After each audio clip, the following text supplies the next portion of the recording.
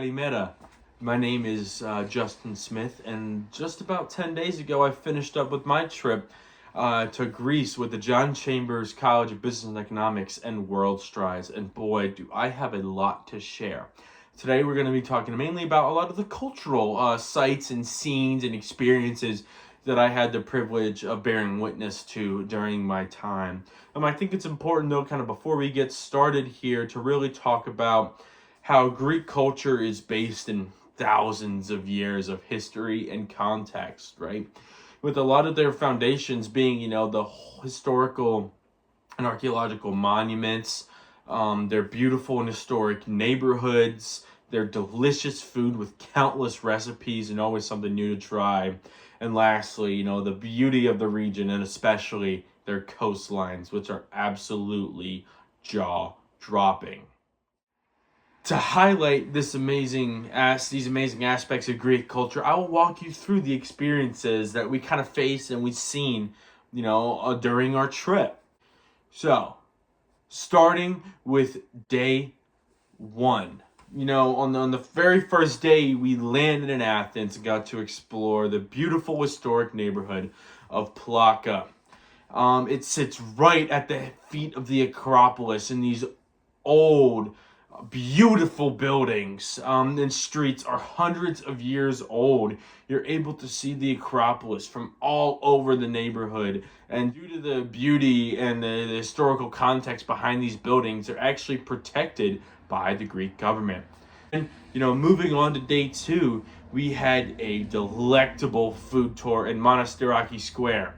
We started the day with loukoumades, which are delicious fried balls of dough with honey, and they are very, very good, like a donut hole for us. We then moved on to souvlaki, which is some Greek fast food. This is what most Americans would call a gyro, but be very wary if you go to Greece, because the Greeks are very strict on what they might call skewers versus gyros versus souvlaki. Trust me, and watch out.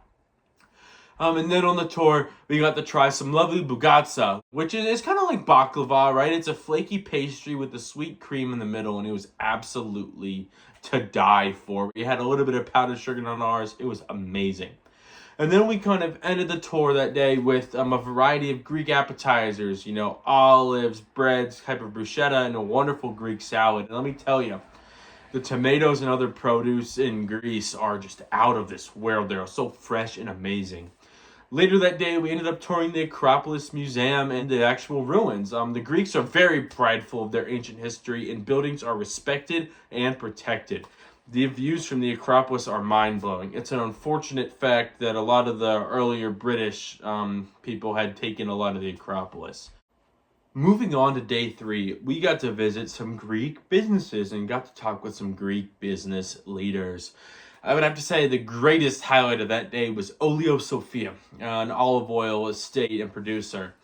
The Greeks are very proud of their main export, with olive trees nurtured and respected with true care being brought to the plants. They consume the oil with nearly every meal, so of course this craft is highly revered. This whole platter was made with olive oil, with breads and spreads and yogurts and dips, and it was absolutely amazing.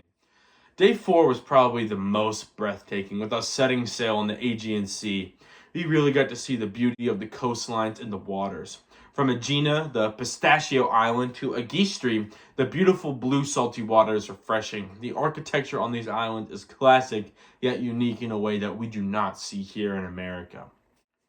On day five, we got to understand two staples of Greek culture: their pride and their love of family. After visiting Marinair, a globally expanding shipping company, the Greeks are very proud of their rebounding and growing economy, and it was very easy to tell from his speech. Later in the day, we had a delicious group meal, and every meal we ate in Greece was meant to be shared, with some long wait times. Americans may see this as substandard service, but Greeks view this as a time to sit and converse. Meals are seen as social events and bonding events, whereas Americans generally see them as a way to refuel. There's definitely a lot of time to sit and relax. Our final days were spent in Crete and Chania.